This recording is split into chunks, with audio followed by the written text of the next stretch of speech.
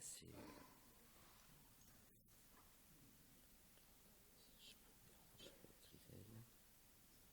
C'est 6 minutes. Hein. C'est 6 minutes. Hein.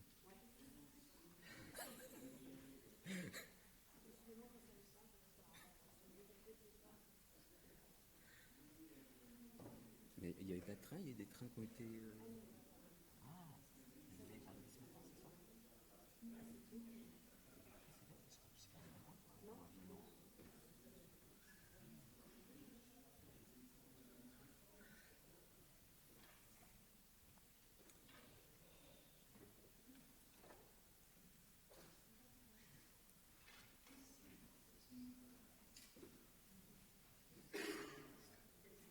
Allez, 3 minutes, voilà, comme ça.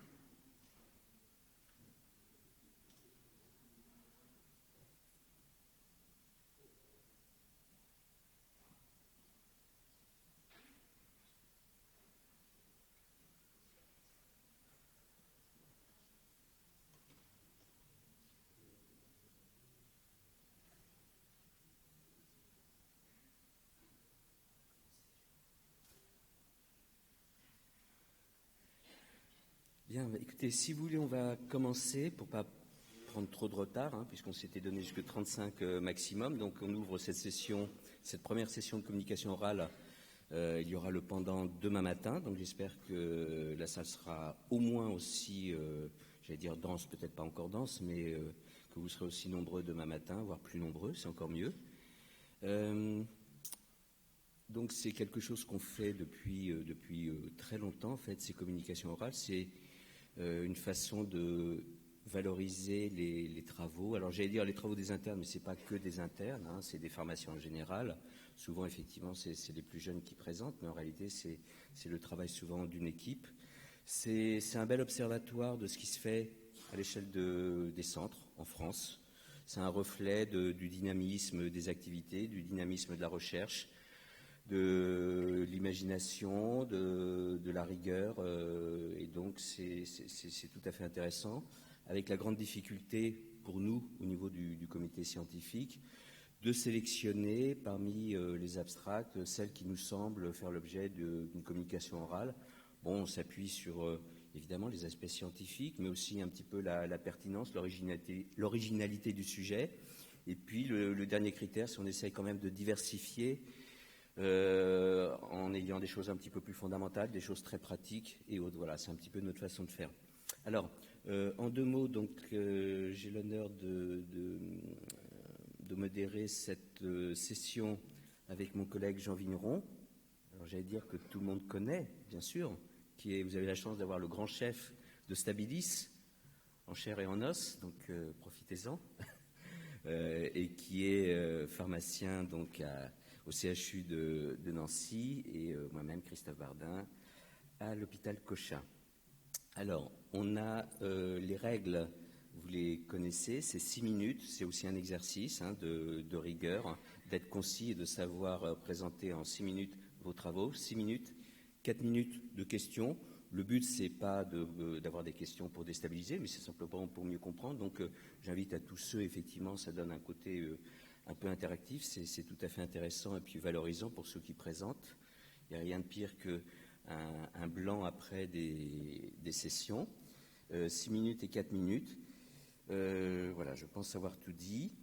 Donc, on avait téléchargé, puis certains ont chargé leur présentation actualisée, je crois, ce matin. On va commencer par Clément Carbas, qui est, voilà, si vous voulez bien. Donc, vous voyez, il est 35.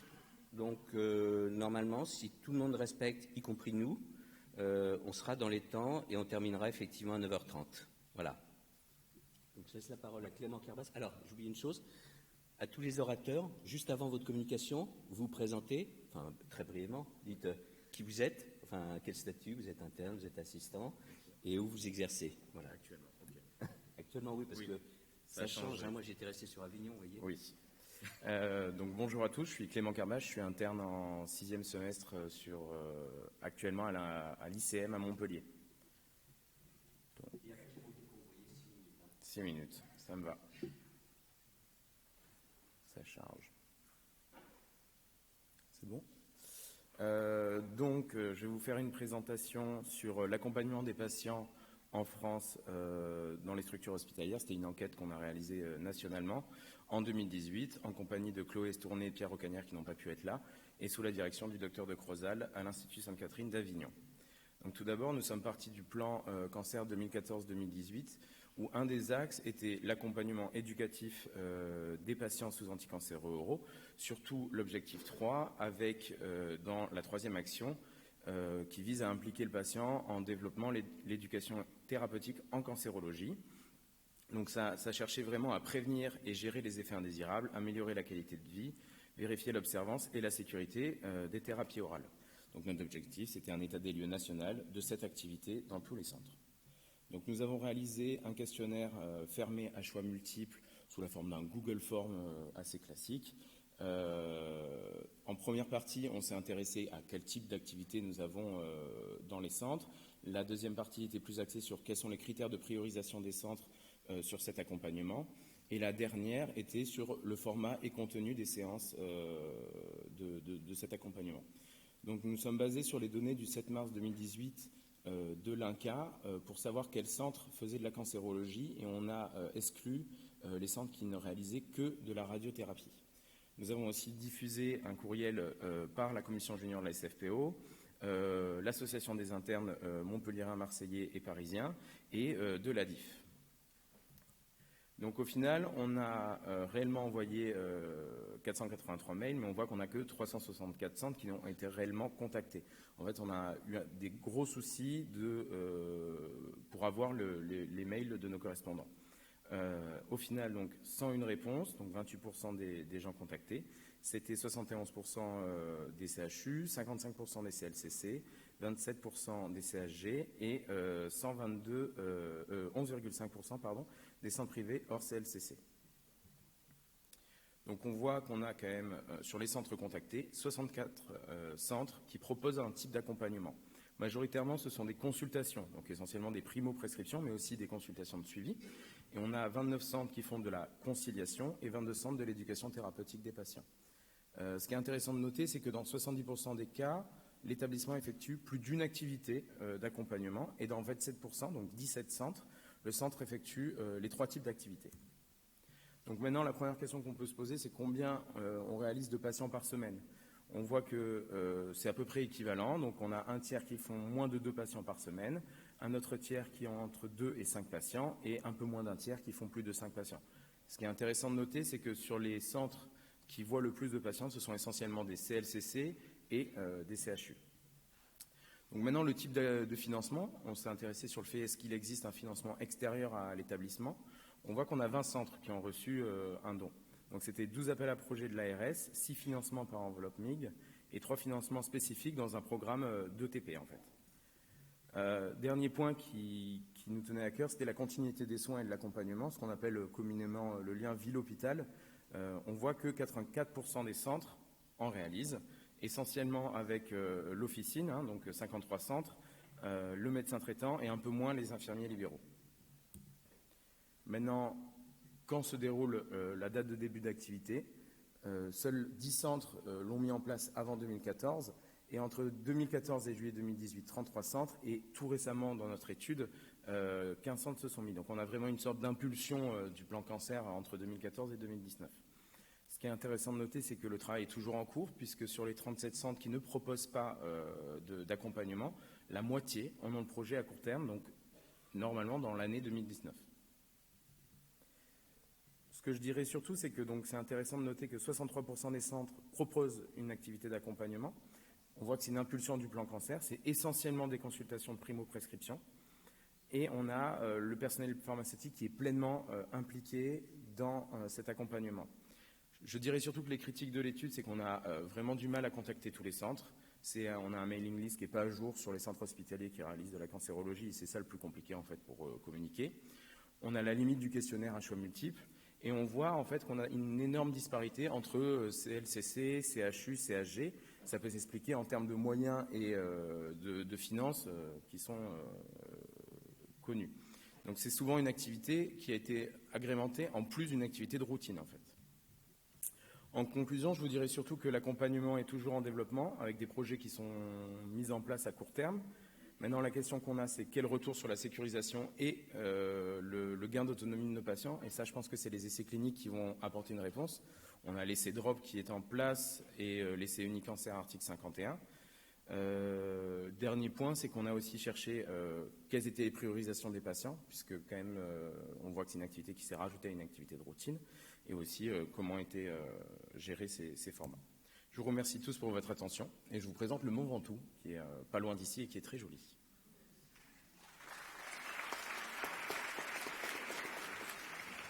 Est-ce que les micros marchent? Oui, parfait.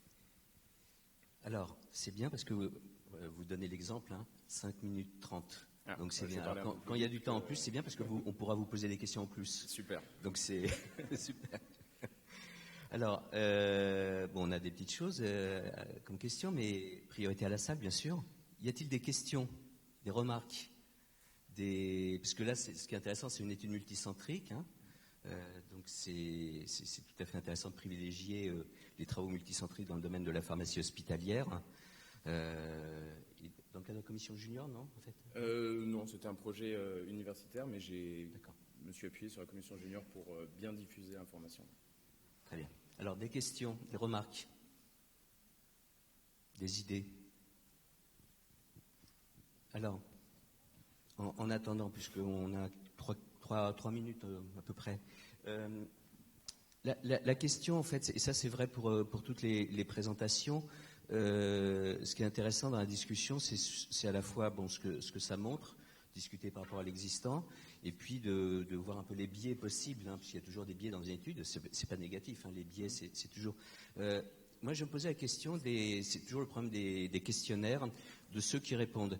Est-ce que ceux qui répondent sont réellement représentatifs de manière équitable de ce qui se passe? C'est-à-dire qu'on peut penser que ceux qui répondent sont plutôt ceux qui ont déjà une activité assez mise en place, et que ceux qui ne répondent pas, finalement, sont ceux qui font pas grand-chose, entre guillemets. Donc, est-ce que c'est pas aussi un biais, finalement, d'avoir ces pourcentages par rapport à... C'est complètement un biais. En fait, on s'est rendu compte que les gens qui nous ont répondu pour la plupart du temps, c'est des gens qui ont une activité en place. On voit quand même qu'une partie, 37 centres, c'est pas négligeable, ont répondu, mais c'était dans la continuité du fait qu'ils vont le mettre en place. Donc, c'était une démarche qui, en fait, mûrit. En fait, après, je pense que le plus gros problème des questionnaires, c'est que même si on le travaille en amont et qu'on essaye de voir comment il va donner, on se rend compte qu'à la gestion des données, on n'aurait pas posé le questionnaire comme ça à la fin. En fait, moi, mon plus gros souci, c'est qu'on a fait un peu large sur tous les types d'accompagnement. Et en fait, j'aurais bien aimé différencier les gens qui font que de la conciliation, les gens qui font des consultations, ou des gens qui font de l'éducation thérapeutique, parce qu'en fait, c'est pas du tout le même type d'accompagnement. Bon voilà, ça c'est si je refaisais le questionnaire, je le ferais différemment, mais c'est à voir. Oui, voilà. Alors, encore 1 ou 2 minutes maximum des questions. En tout cas, ce qui est bien, et c'est vraiment qu'on souhaite privilégier, c'est vraiment toutes les travaux multicentriques qui donnent un état des lieux. C'est très important. Non, il n'est pas parmi nous. Hier, on avait notre collègue président de l'ESOP, l'European Society of Oncology Pharmacy, et c'est vrai qu'on privilégie beaucoup à l'échelle européenne, par exemple, les activités comparatives qui montrent la diversité, les différences entre les différents pays. Et c'est bien que, par exemple, à l'échelle de la France, on puisse avoir un reflet de nos activités de pharmacie clinique orientées directement vers le patient. Ça, c'est très important, y compris vis-à-vis des tutelles d'ailleurs. Alors, dernier rappel, non ?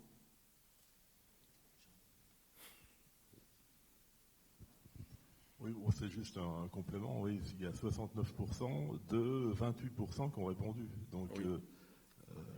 La situation, il y a encore beaucoup de travail à faire. Oui, il y a encore beaucoup de travail. Bon, après, on n'a pas contacté tous les centres non plus, mais bon, dans la plupart, on voit quand même que les CLCC sont tous plus ou moins dans le coup, et les CHU, vraiment pour le 3/4, ils sont vraiment actifs dans le principe. Ce qui tarde, je pense, c'est les centres privés. Il y a 12%, hein, je crois, c'est ça ? Oui. En fait, le plus difficile à joindre, c'est les privés, parce que déjà, on n'a pas les mails des gens, et puis peut-être qu'ils mettent moins en place des activités d'accompagnement, parce qu'il n'y a pas de financement ou il n'y a pas de gestion de ça. Ouais. Merci. Ouais. Merci. Merci à tous.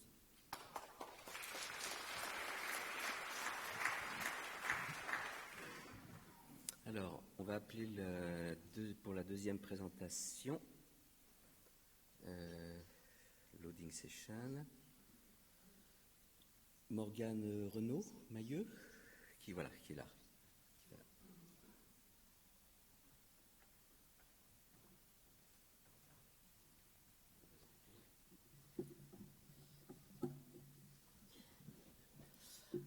Alors bonjour, moi je suis Morgane Renaud-Mailleux et j'ai fini mon internat en mai dernier et je travaille à l'hôpital Henri Mondor de Créteil.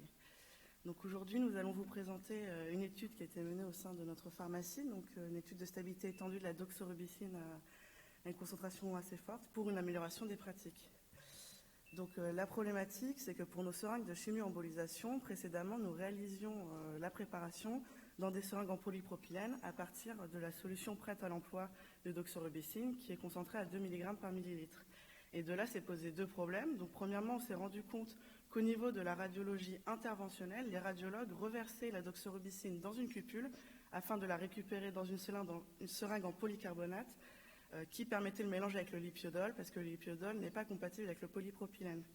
Et le deuxième point, c'est que les radiologues eux-mêmes nous ont demandé de réduire le volume car le volume de distribution au niveau du foie étant fixe et faible, ils voulaient une dose maximale de 10 ml injectée parce que tout ce qui avait dépassé 10 ml n'allait pas rester dans le foie et du coup il y aurait une perte d'efficacité de la chimio-embolisation.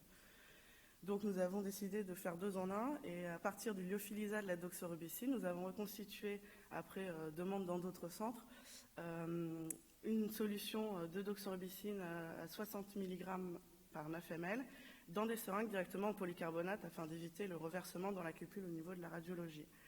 Cependant, il n'existait pas du tout de données de stabilité à cette concentration et dans ce conditionnement. Donc la préparation se faisait plutôt en extemporané le matin pour les patients de chimio-embolisation. Et tout le monde sait que dans ce genre d'endroit, il peut y avoir des annulations ou des reports s'il y a des urgences ou des décalages. Donc en fait, ça remettait en place tout le circuit parce qu'on ne pouvait pas faire préparation à l'avance et on ne pouvait pas non plus réattribuer les seringues si le patient était annulé. Donc l'objectif de cette étude était vraiment d'augmenter la stabilité de ces seringues. Pour ce faire, nous avons reconstitué donc en isolateur classé ISO 5 la doxorubicine, le lyophilisat du sérum physiologique et nous avons préparé 3 seringues de doxorubicine à 6,67 mg par millilitre et nous avons conservé 3 reliquats afin de voir aussi la conservation des reliquats au cours du temps. Ces préparations et reliquats ont été stockés à l'abri de la lumière entre 2 et 8 degrés et nous avons étudié la stabilité sur 30 jours. Donc pour commencer, la teneur a bien évidemment été étudiée en chromatographie liquide haute performance de phase inverse avec une détection spécifique des anthracyclines à 480 nanomètres et une détection un peu moins spécifique à 210 nanomètres afin de voir d'éventuels produits de dégradation. La méthode a été validée selon les recommandations ICH Q2R1. Nous avons également accompagné cette étude de teneur avec une étude de pH et une étude d'osmolarité. Et bien sûr, à chaque temps, nous avons observé visuellement les préparations et les flacons. Mais comme en fait la solution étant très rouge, c'est assez difficile de voir l'apparition de particules. Et donc à la fin de l'étude, nous avons décidé de filtrer chaque préparation et chaque reliquat et d'observer le résultat du filtre à la loupe binoculaire afin de voir s'il y avait une apparition de particules. Donc ici, on peut voir, je ne sais pas si on voit très bien, on peut voir le pic de doxorubicine et le pic de méthylparabène, qui est un des excipients du lyophilisa. Donc le pic de méthylparabène n'est détectable qu'à 210 nanomètres. Et on a aussi vérifié qu'on pouvait séparer la doxorubicine de l'épirubicine et la daunorubicine de façon satisfaisante. La méthode a été validée, donc elle a été montrée linéaire, exacte, répétable, et nous avons fait de la dégradation forcée afin de voir si elle était indicatrice de stabilité. Donc ici, vous pouvez voir les résultats des dosages pour les seringues et les flacons. On remarque qu'à chaque fois, nous sommes restés tout au long de l'étude au-dessus de 90% de la teneur initiale, et nous n'avons pas constaté d'apparition de produits de dégradation lors de l'étude. Par ailleurs, au niveau du pH et de l'osmolarité, on a une constance dans ces valeurs, donc ça n'a pas été modifié. Et au niveau du filtre, on n'a pas mis en évidence l'apparition de particules à la loupe binoculaire. Donc tous ces résultats nous permettent de conclure à une stabilité de la préparation et des reliquats à cette concentration élevée dans des seringues en polycarbonate conservées au réfrigérateur et à l'abri de la lumière. C'était un résultat qu'on attendait puisque le polycarbonate est un polymère assez inerte et que la concentration élevée de la doxorubicine est un facteur de stabilisation. Donc tout ceci nous a permis d'étendre la stabilité de cette préparation et donc de permettre de revenir au circuit précédent, c'est-à-dire avec préparation à l'avance des seringues. Cela permet aussi d'envisager des préparations en série si jamais l'activité augmente et nous permet également de réattribuer ces seringues et donc d'éviter le gaspillage. Et par ailleurs, on espère que l'objectif des radiologues a aussi été atteint au niveau de l'efficacité. Ils avaient l'air contents. Merci pour votre attention. Est-ce que vous avez des questions ?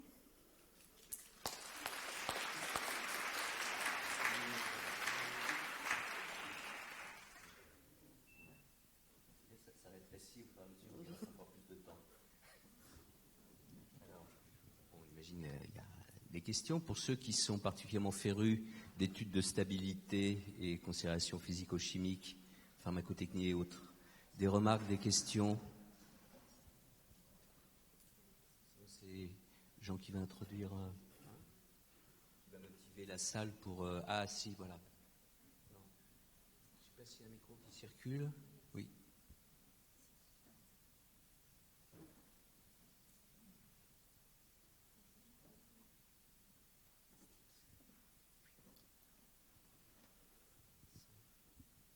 Bonjour. Le radiologue interventionnel utilise quel système pour faire son mélange à la suite ? Des raccords seringue 3 voies pour mélanger de seringue à seringue. D'accord. Parce que je crois qu'il existe un système dédié qui permet de sécuriser le mélange en évitant les fuites. Est-ce qu'il fait un montage ou est-ce qu'il utilise un produit spécifique ? Je pense qu'il fait le montage. D'accord.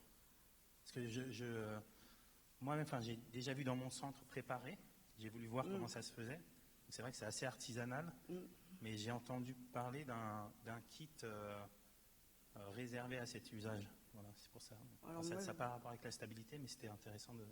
Je vous avoue, je ne suis pas au courant, mais après on peut se rapprocher de notre service dispositifs médicaux pour leur demander s'ils ont connu ce système pour améliorer toujours la sécurité des opérateurs. D'accord. C'est vrai que c'est très artisanal comme système. Dans votre centre, ils font que du mélange avec du lipiodol ou ils font aussi des billes, des CBL ? Alors ils font des billes, mais beaucoup plus rarement. D'accord. C'est vrai que la plupart des préparations sont la doxorubicine et lipiodol. D'accord, merci.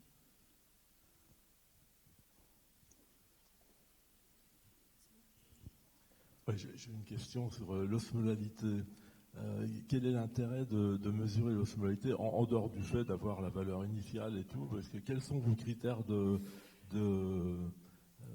d'estimation de la stabilité avec l'osmolalité? Quels sont vos cut-off values pour dire c'est plus stable parce que l'osmolarité a bougé de tant %? Alors, nous, on avait pris l'osmolalité parce que comme on n'avait pas de barrette de diode, on ne pouvait pas voir les scans à chaque fois sur toutes les longueurs d'onde possibles de chaque point HPLC. On s'était dit que si jamais il y avait une dégradation qui provoquait 2 molécules à la place d'une ou quelque chose, on aurait si c'était ionisé ou pas trop même, on aurait une modification de l'osmolalité. Du coup, le critère, c'est quand même une osmolalité, je pense, 10-15% au minimum de variation quand même. Ouais. je crois que ça a un intérêt limité, hein, l'osmolalité. Bon, moi, je ne connais pas d'études où l'osmolalité ait été un critère pour dire c'est pas stable, quoi. Il peut y avoir des petites variations, mais après on ne sait pas. C'est difficile d'interpréter, quoi. Merci pour cette étude. Alors très égoïstement, hein, pour Stabilis, il faut publier. Hein. D'accord. Hein. Et pour publier, il y a d'excellents journaux. Et il y a par exemple l'European Journal of Oncology Pharmacy, dont nous avons le rédacteur en chef. C'est le journal de la pharmacie oncologique européenne. Voilà. Donc, voilà, je suscite. Et puis, pour l'ensemble des autres interventions, hein, je crois qu'il faut faire vivre ce journal qui est notre journal européen. Pas pour conclure, mais pour... vous l'avez dit plus ou moins, mais ce n'était pas forcément très, très clair. Vous dites ces résultats étaient plus ou moins attendus, enfin on pouvait s'attendre à ces résultats. Est-ce que vous pouvez quand même replacer ces résultats par rapport à cette concentration qui est quand même assez spécifique, par rapport justement aux autres résultats de la littérature, à d'autres concentrations? Est-ce que c'était finalement globalement assez cohérent avec ce qu'on pouvait attendre compte tenu de la concentration modifiée ou compte tenu de la spécificité physico-chimique de la doxorubicine? Oui, alors déjà on a une solubilité dans l'eau très forte de la doxorubicine, qui je crois est à plus de 10 mg par millilitre. Il y avait également une étude qui avait été faite à Angers dans des seringues en polypropylène, par contre à 10 mg par millilitre, qui montrait le même résultat. Et c'est tout ce que j'ai trouvé pour l'instant dans la littérature, plus évidemment la solution pâte à l'emploi qui est stable à 2 mg millilitre.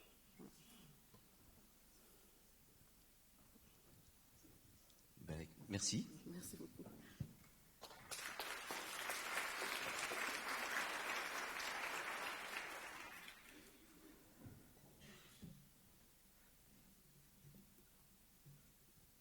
Donc, on va passer à la troisième présentation. Donc, on va prendre nos collègues lyonnais. Alors, initialement, j'ai oublié son prénom. Estelle, voilà. Estelle Bolu, qui devait présenter le travail lyonnais. Elle a eu un souci logistique de transport. Donc, c'est sa collègue Florence Ranchon qui va se présenter et qui va faire cette présentation. Bonjour à tous. Donc, effectivement, je reprends un peu dernier moment la présentation d'Estelle. Donc, je m'excuse par avance, ça leur a fait sans doute quelque chose de bien plus fluide. Je vais quand même essayer de tenir le timing. Voilà. Donc moi je suis Florence Ranchon et je suis pharmacien MCUPH aux Hospices Civils de Lyon. Et du coup Estelle était étudiante chez nous et a fait un travail sur la tolérance des anti-PD-1 et notamment la tolérance chez les patients de faible poids à partir du moment où on s'est mis à utiliser les doses fixes, donc milieu d'année 2018. Donc les anti-PD-1, je ne vous apprendrai rien en disant que ce sont des inhibiteurs de chain point, de points de contrôle immunitaire, et que ces derniers permettent finalement de restaurer une réponse immunitaire antitumorale. Plusieurs indications ont été autorisées, initialement le mélanome et le cancer bronchique non à petite cellule, et depuis d'autres indications dans des tumeurs solides et voire même en hématologie. Ces traitements ont des effets indésirables spécifiques ou du moins différents de ceux qu'on peut voir avec les chimiothérapies cytotoxiques classiques, avec des effets indésirables du coup très souvent immunomédiés. Alors pourquoi on s'est intéressé à ces traitements? Eh bien, en mai et août 2018, l'EMEA a validé un changement de posologie pour ces deux traitements. Donc le nivolumab et le pembrolizumab étaient prescrits aux patients selon une dose poids, donc 3 mg kg et 2 mg kg respectivement. Et on est passé à une dose fixe, 240 mg pour le nivolumab, donc finalement ce qui correspondait à un poids moyen pour le patient de 80 kg, et le pembrolizumab à une dose de 200 mg, donc tous les 21 jours, donc un poids moyen de 100 kg. À l'époque, ces changements de posologie n'étaient pas basés sur des études cliniques, mais sur des modèles pharmacocinétiques. Et donc, on a voulu s'intéresser aux patients de faible poids. Alors, faible poids, on a considéré des patients de moins de 80 kg, bien sûr. On s'est même focalisé sur ceux de moins de 60 kg. Ça va être souvent, c'est des études américaines et les rationnels de poids sont sont un peu différents par rapport à des patients européens. Donc on a regardé sur cette population de patients de faible poids, entre guillemets, quels étaient les effets indésirables et est-ce qu'ils étaient plus fréquents par rapport à une population traitée avec une dose fonction du poids. Donc c'est une analyse monocentrique au sein du groupement hospitalier sud des Hospices civils de Lyon. Notre cohorte de patients qui a été traitée par dose fixe, donc c'est une cohorte de patients entre 2018 et 2019, donc des patients traités exclusivement par nivolumab ou pembrolizumab en dose fixe et pour des indications donc, de mélanome métastatique et de cancer bronchique non à petites cellules. Au total, sur cette période, il y a presque 200 patients qui ont été traités par dose fixe. Et si on regarde les patients de moins de 60 kg, ça représente un effectif de 54 patients. On a souhaité comparer cette cohorte dose fixe à une cohorte historique, toujours dans notre centre, au tout début finalement de l'utilisation des anti-PD-1. Donc c'est sur 2015-2017, même indication, mélanome et cancer bronchique non à petites cellules. Et du coup, patients traités par anti-PD-1, mais à une dose adaptée à leur poids, sachant que le poids qu'on a pris en considération, c'était le poids de la cure 1J1. Donc là, sur cette cohorte historique, on a 76 patients qui ont été traités. Donc on a comparé la survenue des effets indésirables. Alors la survenue des effets indésirables, c'est celle qui a été rapportée dans les comptes rendus d'hospitalisation, avec tous les biais que ça peut représenter, et c'est une analyse rétrospective également. Alors, notre population de patients traités par dose fixe, donc près de 200 patients, âge moyen 65 ans, avec un nombre de cures moyen de presque 7 cycles d'immunothérapie. On a une plus forte représentation de patients traités par nivolumab, et si on regarde en fonction de la pathologie, c'est presque 50-50 entre les patients traités pour un mélanome métastatique et ceux traités pour un cancer bronchique non à petites cellules. Si on regarde la répartition des poids moyens des patients dans cette cohorte, on se rend compte qu'on a plus d'un quart des patients finalement qui ont un poids de moins de 60 kg qu'on a considéré nous comme étant un faible poids, en tout cas au regard des poids moyens considérés pour la dose fixe du niveau et du pembrolizumab. On a des patients qui ont même un poids quand même très faible et qui du coup nous ont un petit peu interpellés dans le cadre de cette étude. Si on regarde la survenue des effets indésirables, alors c'est sûr qu'au vu des effectifs, notre critère pour évaluer cet aspect-là, et on a choisi en fait de représenter le pourcentage de patients qui ont présenté au moins un effet indésirable. On n'a pas pu faire par type d'effet indésirable au vu des effectifs. Ce qu'on se rend compte, c'est que dans notre cohorte dose fixe, on a 78% des patients qui ont présenté au moins un effet indésirable versus 55% dans la cohorte contrôle, et cette différence est significative.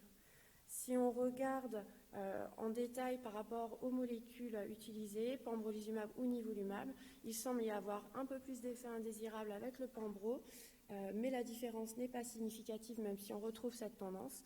Et le nivolumab, pour le coup, on retrouve également, a priori, plus de patients qui font des effets indésirables et de façon significative par rapport aux patients qui avaient une dose adaptée à leur poids. Si on regarde les conséquences de ces effets indésirables pour les patients, on se rend compte qu'en fait, dans la majorité des cas, 9 cas sur 10, il n'y a pas tellement de conséquences dans le sens où les patients continuent leur traitement par immunothérapie. Dans un cas sur 10, soit on est obligé d'arrêter temporairement ou alors de façon définitive l'immunothérapie. Combien ? 20 secondes. Donc je passerai directement à la conclusion pour dire que le premier résultat quand même pour nous, c'était cette proportion de patients qui ont un poids relativement faible et qui du coup nous interpellent par rapport aux doses fixes qui ont été proposées.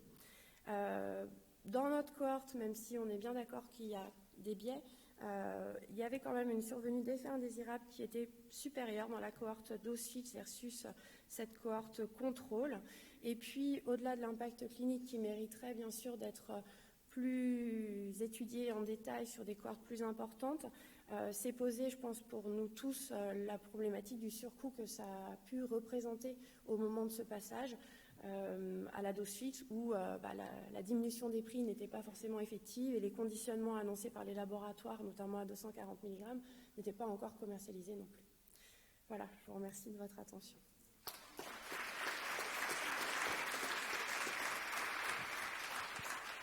Bien, donc merci d'avoir fait ce remplacement un peu au pied levé également, ce qui est jamais simple. Alors, juste en préambule, je veux dire, il y a chaque année, tous les 2 ans, il y a des modes. C'est pas péjoratif ce que je dis. Il y a des tendances, on va dire, c'est mieux comme terme. Il y a des tendances. Cette année, la tendance, la mode, est à la comparaison de l'impact de doses fixes, doses pondérales sur l'immunothérapie. On a reçu, alors c'est intéressant sur le côté comparatif des études, on a reçu probablement 15, presque 20 abstracts autour de cette question. Donc ça veut dire que ça agite les équipes, mais de manière à bon escient. Et ce qui était intéressant, en tout cas dans cette étude, c'est qu'il y avait beaucoup d'études qui étaient uniquement centrées sur l'aspect médico-économique. Et c'est vrai qu'on avait beaucoup moins d'études, mais c'est plus difficile à réaliser, comme vous l'avez souligné, sur, en réalité, l'impact clinique aussi, ce qui est le point de départ quand même, à la base. Donc voilà, c'était juste le préambule. Oui, bonjour, merci beaucoup pour ce travail. C'est très intéressant effectivement de travailler sur le volet effet indésirable, parce que la majorité des travaux se sont centrés sur le volet économique entre le passage dose poids, dose fixe. C'est un vrai problème, pas seulement au niveau français, mais aussi au niveau européen. Il y avait pas mal de posters à l'EAHP sur cette problématique là aussi, des Italiens, enfin je veux dire ça concerne un petit peu tout le monde. Ma question, c'était principalement pourquoi avoir fixé votre cut-off à 60 kg. Parce que j'avais fait un petit peu de biblio à l'époque et j'avais travaillé sur le volet plutôt médico-éco. Et nous, on avait placé un cut-off à 50 kg plutôt, d'après ce que j'avais pu lire. Et il y avait une tendance à vraiment voir plus d'effets indésirables, pratiquement le double chez les patients de 50 kg qui passaient en dose fixe, en fait, par rapport aux résultats des essais cliniques. Oui, c'est un choix arbitraire, en fait. On ne voulait pas trop réduire nos effectifs en choisissant ce seuil de poids. Donc c'est vrai qu'on a fixé 60 kg, mais dans les détails de ce qu'a pu faire Estelle, on a regardé aussi l'IMC, la dénutrition des patients, d'autres aspects. Et voilà, donc la réponse, elle est un petit peu pas très rationnelle. C'était surtout pour avoir un effectif qui reste important malgré tout. Merci.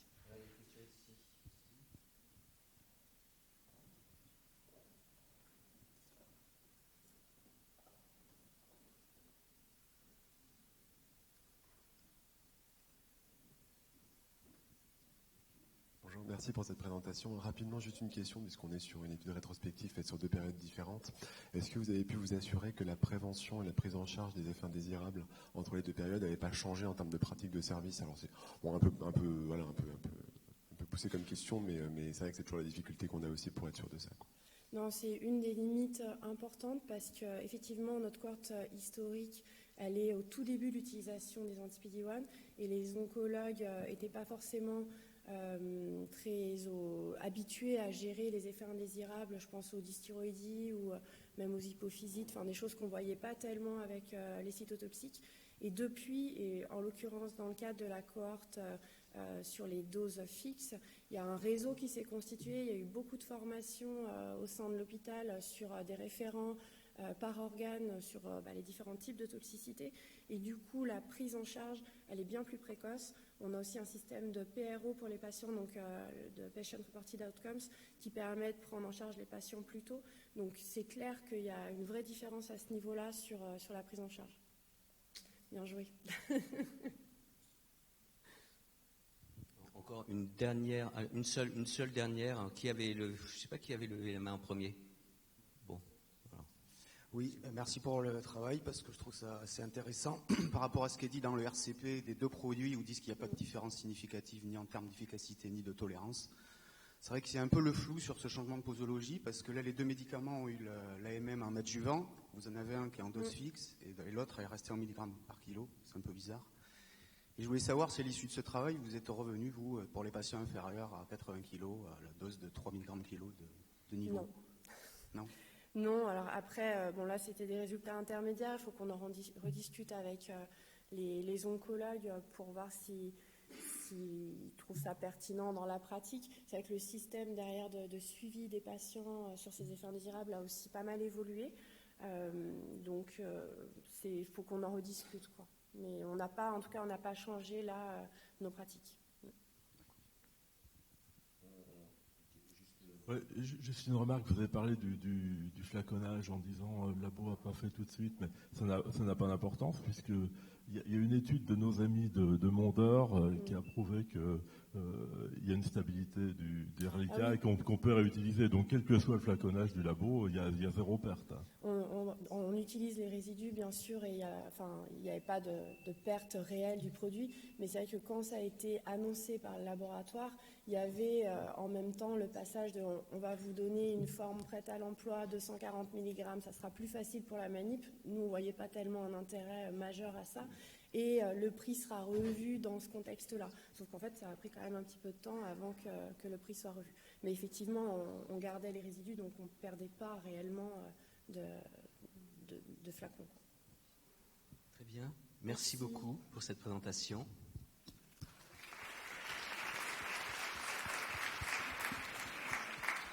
Donc, on va appeler que j'oublie personne.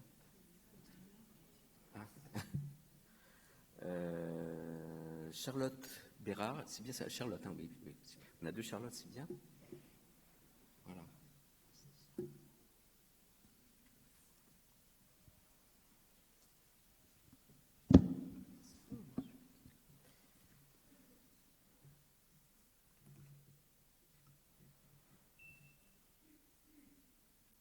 Bonjour à tous, je me présente, Charlotte Bérard, je suis interne à Marseille et j'achève ma première année de doctorat d'université pour laquelle j'ai obtenu une année recherche. J'effectue ce doctorat au sein de l'IMP dans l'équipe Gliom et mes travaux de recherche portent sur l'évaluation pharmacologique d'un nouvel agent theranostique, les nanogouttes de perfluorocarbures, qui ont été développés par l'équipe avignonnaise de l'IBMM dans le cadre d'un projet qui est mené en collaboration et qui est actuellement financé par le plan cancer et l'ITMO. Rapidement, depuis quelques années en oncologie, on s'intéresse au domaine de la nanotechnologie, car les nanoparticules offrent plusieurs avantages, notamment en termes de ciblage. Un des principaux intérêts de la nanoparticule, c'est qu'on peut l'utiliser comme système de drug delivery, c'est-à-dire en tant que vecteur de principe actif dont la libération peut être contrôlée, par exemple, à l'aide de stimuli exogènes. De manière plus générale, les nanoparticules constituent de véritables plateformes théranostiques car elles peuvent être aussi bien employées dans un but thérapeutique que diagnostique et parfois même combiner les deux fonctions. Ainsi, elles permettent de répondre à certaines problématiques actuelles comme les contraintes liées à l'utilisation de drogues hydrophobes ou encore certains mécanismes de résistance tumorale et plus particulièrement dans les tumeurs cérébrales, donc tumeurs sur lesquelles nous travaillons au laboratoire où il est nécessaire d'apporter de nouvelles options thérapeutiques en raison du mauvais pronostic et du difficulté de la passage de la barrière hémato-encéphalique. Dans mon cas, ces nanoparticules sont des nanogouttes de perfluorocarbures dont la présence d'atomes dans la chaîne carbonée permet leur suivi par IRM du fluor. Elles sont enveloppées par un tensioactif hydrosoluble fluorocarboné qui permet leur stabilisation et la solubilisation dans l'eau et donc par extrapolation dans le sang. Afin de remplir leur fonction thérapeutique, il est possible d'encapsuler un principe actif hydrophobe grâce à l'insertion d'un compartiment huileux biocompatible. Et le relargage contrôlé de ce principe actif peut se faire par l'application d'ultrasons qui permet d'induire un phénomène d'expansion ou de vaporisation de la goutte. Ces gouttes ont donc pour but d'être de véritables systèmes théranostiques car une fois accumulées au sein de la région tumorale, elles peuvent être visualisées donc par imagerie et permettent la libération contrôlée et ciblée d'un médicament. D'un point de vue tout d'abord chimique, donc la synthèse de ces gouttes se fait par un procédé simple. L'émulsion est obtenue par mélange des différents composants grâce à une tige à ultrasons. Le tensioactif utilisé donc a été breveté, ainsi que le procédé de lyophilisation qui permet d'obtenir donc une formulation sèche et stable dans le temps. Lorsque l'on reconstitue cette forme lyophilisée donc par simple addition d'eau, donc on peut voir que la composition en PFOB des gouttes et leur taille restent inchangées. Concernant justement cette taille, donc elles ont un diamètre autour de 80 nanomètres, donc il y a une taille optimale pour des applications médicales. D'un point de vue biologique maintenant, donc, il a fallu s'assurer que ces gouttes étaient biocompatibles, donc j'ai réalisé des tests de viabilité cellulaire sur de la culture en 2 dimensions, sur plusieurs lignées cellulaires, saines et cancéreuses, donc en lien avec notre intérêt pour les tumeurs cérébrales. Et il en résulte une biocompatibilité satisfaisante des gouttes pour des concentrations élevées en tensioactifs, allant jusqu'à 0,1 g par litre. Concernant l'huile, elle n'apporte pas de toxicité jusqu'à des concentrations de 10 mg par litre, donc qui sont des concentrations nettement supérieures à celles retrouvées dans la nanoémulsion.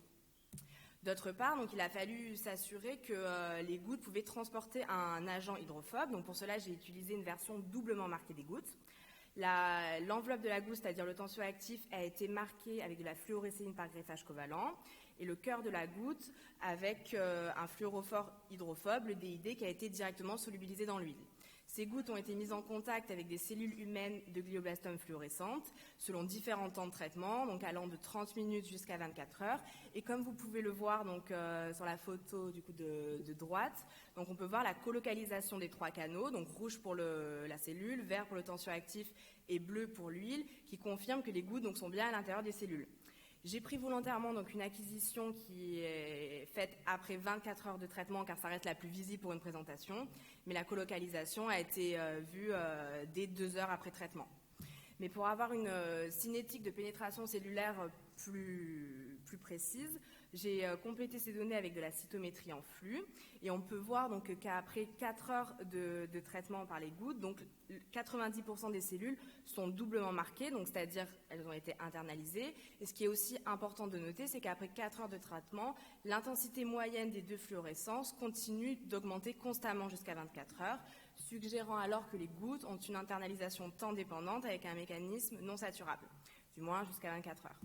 En conclusion, je peux dire que j'ai apporté la preuve de concept in vitro que ces gouttes donc, sont des vecteurs biocompatibles d'agents hydrophobes et qu'elles pourraient peut-être du coup constituer une nouvelle approche dans le diagnostic et le traitement ciblé en oncologie.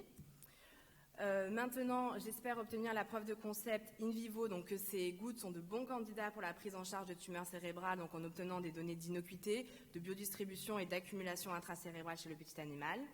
Enfin, je poursuis donc actuellement les études in vitro sur les gouttes, cette fois chargées avec un agent anticancéreux hydrophobe, donc qui dans mon cas est le docétaxel, en vue d'obtenir les données donc, nécessaires pour envisager une future évaluation préclinique d'efficacité antitumorale chez le petit animal porteur de glioblastome. Voilà, je tiens à remercier toutes les personnes qui m'encadrent dans l'équipe LIOM, les équipes en collaboration sur ce projet. Je tiens à remercier la SFPO pour m'avoir permis donc, de présenter ces travaux et je vous remercie vous pour votre attention.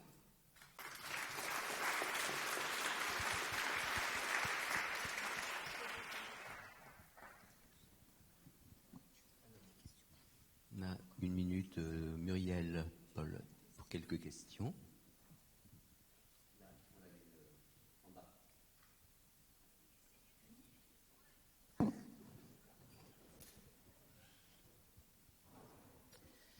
Je vous félicite pour cette présentation très, très concise, très claire, dans un temps record. Alors, j'ai peut-être été distraite à un petit moment du début de votre communication. Vos nanoparticules, vous les administrez comment ? Alors, pour l'instant, déjà, elles sont pas administrées. Mais vous envisagez, donc ça me rassure, c'est le but pas trop par voie intraveineuse. Ça sera IV et vous n'envisagez pas éventuellement de mettre un marqueur pour cibler la BHE ? Pour cibler la BHE ? Oui, pour faciliter le passage. Oui, là pour l'instant ça fait pas partie du projet. En fait, nous, ce qu'on veut faire, c'est injecter les particules et ouvrir. Bon, ça j'en ai pas trop parlé parce que du coup en 6 minutes j'avais pas le temps. Mais dans le projet, en gros, il est prévu d'ouvrir la barrière hémato-encéphalique avec un système d'ultrasons transcrânien, qui est développé du coup chez Neurospin, au CEA et du coup, voilà, de faire passer les particules en ouvrant la barrière. Ce qui n'est pas un ciblage, mais voilà. D'accord, alors. Façon locale. Pardon. Une autre question ? Oui, j'ai une question sur la technique. Vous utilisez un ultrason, ultrasonique, mais est-ce que vous utilisez une sonde ou est-ce que vous traitez par des ultrasons extérieurs ? Parce que quand on prend une sonde, on peut balancer des quantités non négligeables de métaux qui viennent de la sonde, si vous voulez, qui peuvent perturber les modèles après. Parce qu'il y a des traces de métaux qui se libèrent, le tungstène notamment, etc., et qui peuvent avoir des actions aussi bien sur le modèle animal que cellulaire, qui peuvent fausser les résultats. Donc il faut bien regarder si on traite avec une sonde pour le dedans, ou bien si on traite par l'extérieur. C'est une question surtout si après, vous voulez développer des modèles en termes, je dirais, plus utilisables en clinique, par exemple, ou sur des modèles animaux. Non, là, c'est pas du tout prévu d'utiliser une sonde. Hein. C'est des ultrasons. C'est pas invasif, quoi. C'est ça que je veux dire. C'est, j'ai pas le mot. J'ai pas le mot, mais c'est... alors, je sais pas de quels ultrasons vous parlez, parce qu'en fait, on a 2 types d'ultrasons pour ouvrir la barrière et pour faire, en gros, vaporiser les gouttes. Mais dans tous les cas, ça sera de manière non invasive et transcrânien. Ah, c'est pas votre question, pardon, j'ai mal compris.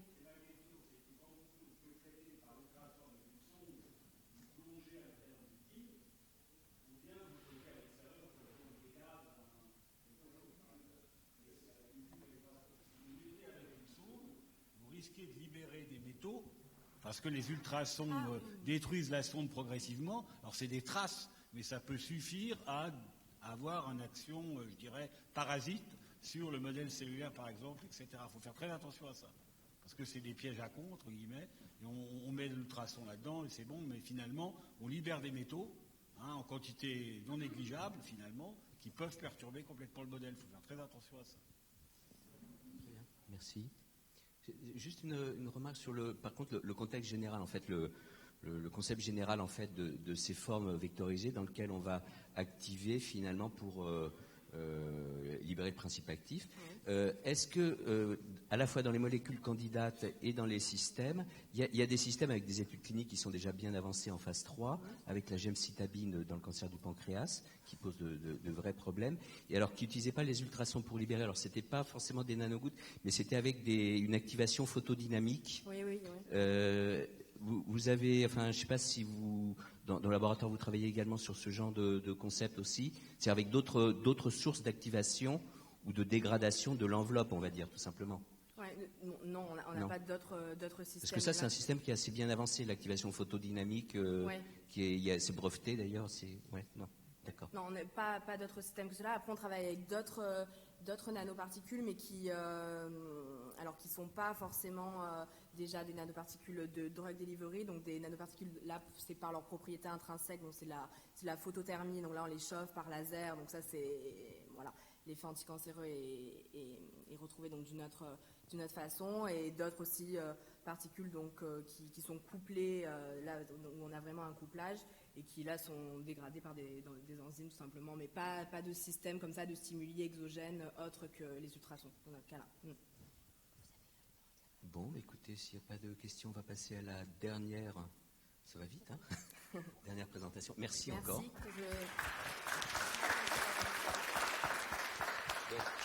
Voilà, notre liste. Donc la deuxième Charlotte, qui est Charlotte Grivel.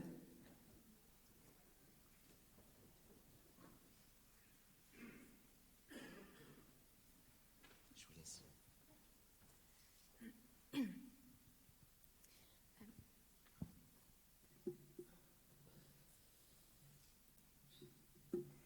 Donc, bonjour à tous, donc je suis Charlotte Grivel, interne en pharmacie actuellement en 2e semestre au centre hospitalier d'Orléans. Et donc je vais vous présenter mon travail qui portait sur l'identification des facteurs de risque de néphrotoxicité du cisplatine à partir d'une série de cas. Donc pour commencer, de rapides rappels, donc le cisplatine a une toxicité rénale limite importante.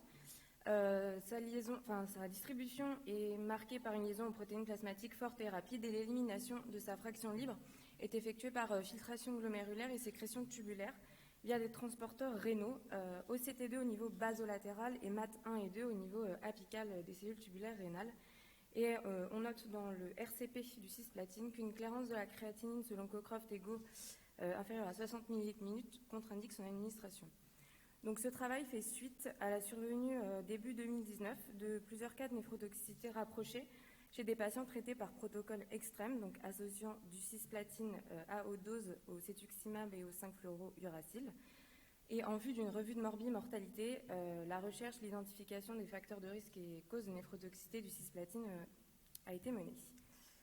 Pour cela, une revue de la littérature a été réalisée pour rechercher les facteurs de risque de néphrotoxicité du cisplatine. Ensuite, nous avons collecté de manière rétrospective les données des patients traités donc, par protocole extrême sur la période de janvier 2018 à avril 2019 en vue d'identifier donc, les cas de néphrotoxicité correspondant à une créatininémie multipliée par au moins 1,5. et donc de rechercher chez ces patients les facteurs de risque identifiés dans la littérature. Et enfin, une recherche d'interaction médicamenteuse donc potentielle sur la voie de sécrétion tubulaire du cisplatine a été menée à partir donc d'une publication Renal Drug Transporters and Drug Interactions d'Anton Ivaniuk et son équipe. En résultat, donc 13 publications sont retenues, d'où ressortent les facteurs de risque suivants: l'hypoalbuminémie, le tabagisme, les pathologies cardiaques, le diabète, l'hyperuricémie, une absence de supplémentation en magnésium, des interactions médicamenteuses, notamment avec la prise chronique d'AINS, dont l'oncétron et l'association à des médicaments néphrotoxiques, et enfin l'âge et le sexe féminin. Concernant nos patients, donc 7 patients sont traités par protocole extrême sur la période analysée. 5 d'entre eux présentent une néphrotoxicité et parmi ces néphrotoxicités, 2 patients sont décédés. Parmi les facteurs de risque retrouvés donc, chez ces patients avec néphrotoxicité, on voit que tous présentent une hypoperfusion rénale, un tabagisme et la prise d'ondansetron sur plus d'une journée. Et apparaissent ensuite par série de 2, donc une clairance inférieure à 60 selon Cockcroft et Go, le sexe féminin et l'hypoalbuminémie. Seul un patient a une pathologie cardiaque, donc à type d'hypertension artérielle. Ensuite, concernant les médicaments en interaction théorique sur la voie de sécrétion du cisplatine, nous avons retenu seulement donc les inhibiteurs du transporteur MAT1. On retrouve en moyenne donc chez nos patients 5 médicaments potentiellement en interaction et tous ont donc du paracétamol, le pantoprazole et l'ondansetron. Et ensuite on retrouve par ordre de fréquence la prégabaline, le tramadol, le méthoclopramide et la ranitidine. Donc pour finir, certains facteurs de risque n'ont pu être évalués, comme l'uricémie, absente des bilans, la prise d'AINS et l'âge par absence de valeurs discriminantes dans la littérature. Parmi nos patients, aucun n'est diabétique et tous ont reçu une hyperhydratation à 3 litres par jour avec une supplémentation en magnésium. Pour revenir sur les interactions potentielles, MAT1 est le principal transporteur donc, des flux urinaires du cisplatine. Donc son inhibition entraîne une accumulation intratubulaire du cisplatine. Les preuves cliniques de cette inhibition sont pour le moment limitées, mais associées à un retard de diurèse qui était présent ici chez tous nos patients. Ce type d'interaction participe probablement à la iatrogénie. Et finalement, voici des mesures correctives et d'amélioration proposées donc, suite à ce travail. Donc, la modification des bilans préthérapeutiques et d'intercure avec l'ajout de l'uricémie, de la magnésémie et le calcul systématique de la clairance de la créatinémie selon Cockcroft et Go. L'incitation à la déprescription, notamment des inhibiteurs de la pompe à protons, de l'ondansetron sur plus d'une journée. Le référencement d'une solution buvable d'après-pitant pour les patients avec sonde de gastrostomie. La vigilance vis-à-vis des conditions de diurèse des patients, la modification de la chronologie d'administration du magnésium dans nos protocoles d'hyperhydratation avec une administration donc en préhydratation, la modification du suivi des patients durant l'hospitalisation avec un suivi plus régulier du bilan entrée-sortie, du poids et évolution de la créatinémie selon la valeur basale, et la rédaction d'une fiche de bon usage qui est en cours de relecture et de validation par les prescripteurs. Voilà, merci pour votre attention.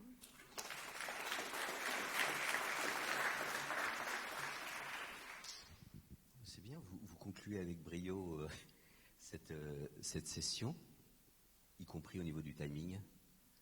Alors, on a 2-3 minutes encore, c'est bien. Il faut vous poser plein de questions. Alors, y a-t-il des questions? Parce que je pense que cette communication doit nous interpeller, en fait, dans différents sens. Des questions, des remarques sur vos expériences relatives par rapport. Alors là, voilà, en haut. La personne qui lève la main.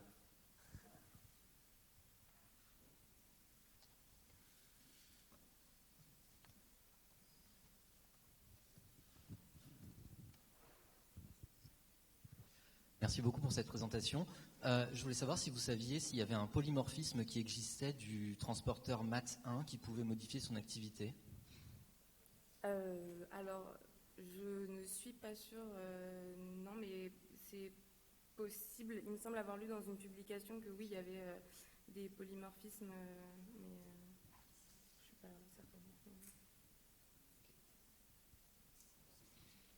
Indépendamment des facteurs de risque, est-ce que, alors que ce soit dans le protocole extrême ou dans d'autres protocoles avec le cisplatine, dans beaucoup de protocoles avec le cisplatine, là vous faites actuellement une supplémentation par magnésium. Il y a quand même très souvent, et ça repose quand même sur pas mal de choses de base, une supplémentation avec d'autres électrolytes qui sont faits régulièrement, avec entre autres du potassium et du calcium. Alors après ça dépend de la durée, mais souvent avec quand même 3 grammes de potassium, parce que le cisplatine provoque une fuite d'un certain nombre d'électrolytes. Vous ne l'avez pas évoqué, mais c'est fait dans le protocole extrême ou dans d'autres protocoles avec le cisplatine, cette supplémentation avec d'autres... Oui, c'est fait. Oui, je ne l'ai pas évoqué parce que oui, je parlais principalement du magnésium, mais oui, c'est fait avec le protocole extrême aussi. D'accord. Alors des questions? Là, ouais, tout au fond, ouais.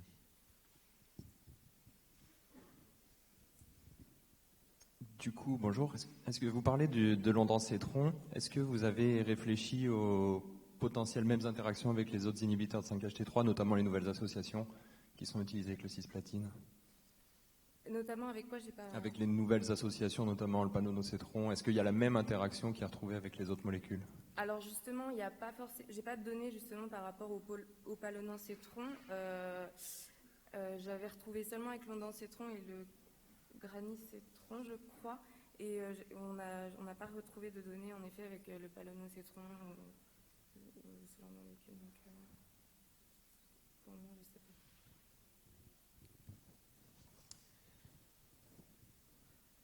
Bon, je pense que cette étude, en tout cas, je pense, doit amener des réflexions ultérieures. Parce qu'après se pose la question du niveau de preuve de l'article auquel vous faites référence, c'est-à-dire et l'impact, le véritable impact clinique au-delà des interactions pharmacocinétiques, en fait. Et en tout cas, nous, on vous encourage à pousser plus loin l'investigation, que ce soit expérimentalement, je veux dire, en termes de cohorte suivie, ou en termes de revue de la littérature pour, oui ou non, faut-il aboutir à un certain nombre de recommandations pratiques, en fait, parce que c'est ça, après, qui nous importe. C'est à quel moment on peut, en termes de niveau de preuve, on peut aller jusqu'à une recommandation réelle, en fait. C'est ça qui n'est pas toujours simple entre la recherche. Écoutez, s'il n'y a pas d'autres questions, donc merci. Pardon,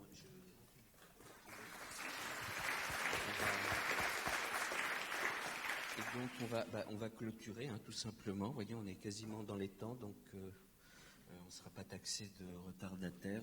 Donc un grand merci, parce que je sais que c'est vraiment un exercice qui est difficile pour tous ceux qui présentent. Vous l'avez fait avec brio, on vous remercie. Et on vous encourage surtout à poursuivre vos travaux initiaux ou à initier d'autres études. Merci à tous, en tout cas.